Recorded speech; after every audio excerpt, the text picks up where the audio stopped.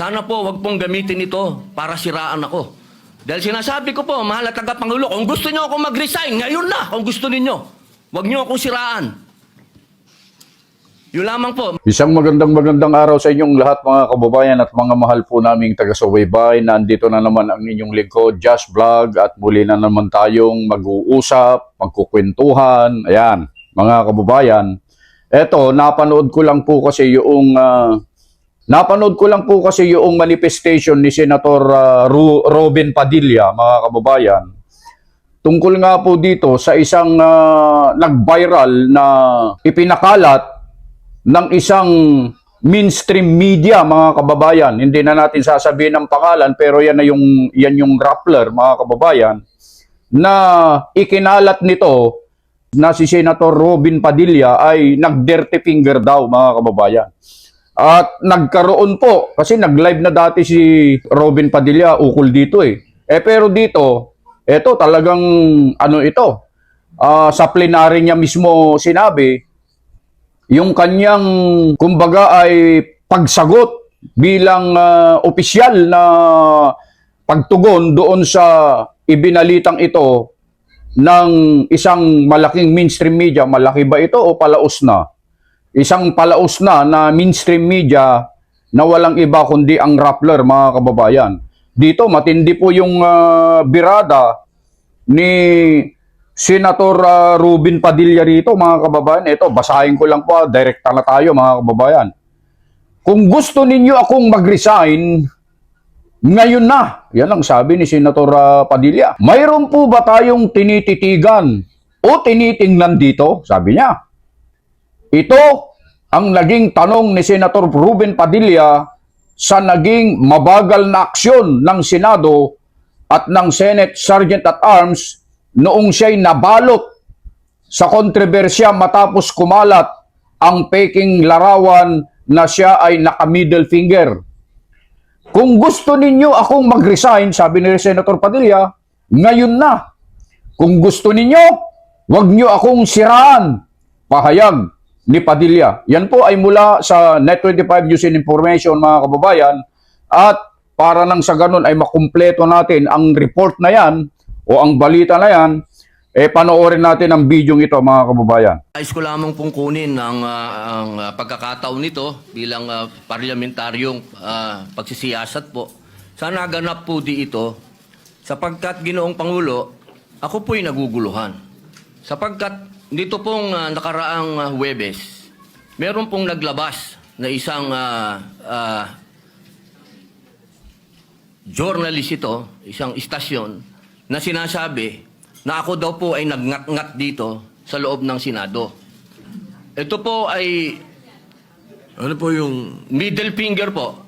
Habang tayo daw po ay nagsasagawa ng lupang hinirang, nagpa-flag ceremony, ako daw po ay nagngat-ngat. At ito po ay naging malaking issue.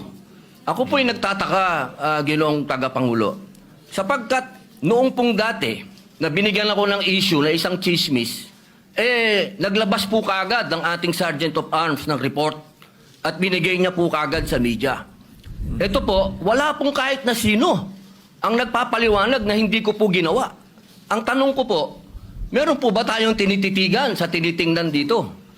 Kasi napakabigat po ng akusasyon na ito sa harapan po ng ating bandila. Ako po yung magngangat-ngat. At gusto ko pong ipaalam sa ating mga kasama, kung politika lang, handa po ako mag-resign. Pero pagka religion ko po ang pinag-usapan, kahit sino sa inyo, paano gusto nyo, wala pong problema. Pero wag pong religion ko.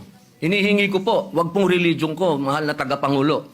Dahil ito po yung malaking kabastusan sa amin. Ito po, ang sinisip na ko po, ito po yung nag-iisang Diyos.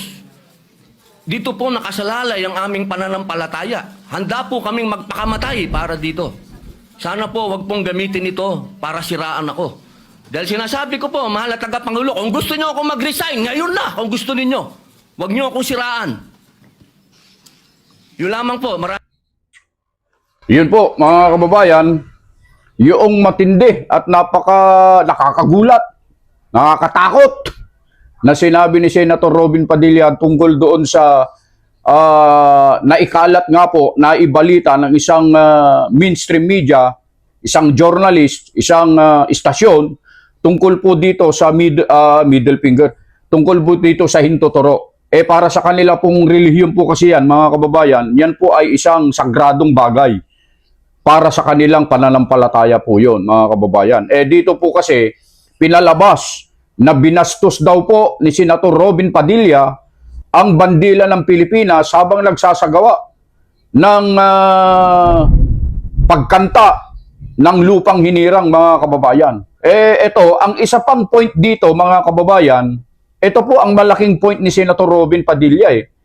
Noong nagkaroon po ng issue, yung isang trabahador niya na naglilingkod sa kanyang opisina, tungkol nga po dito sa marijuana na alam natin na kumalat din yan, napakabilis po ang pag-aksyon ng Senado, ng Sergeant at Arms tungkol sa bagay na ito. Pero, ang malaking himutok, ang malaking question naman ni Senator Robin Padilla, bakit nung lumabas itong paninira sa kanya sa kanyang sinabing nag-dirty finger daw siya, pero hintuturo ang ginabi niya katulad ng kumakalat na ngayon at ipinaliwanag niya, wala man lang aksyon ang Senado tungkol sa bagay na ito, na hindi man lang sinabi na hindi totoo yan.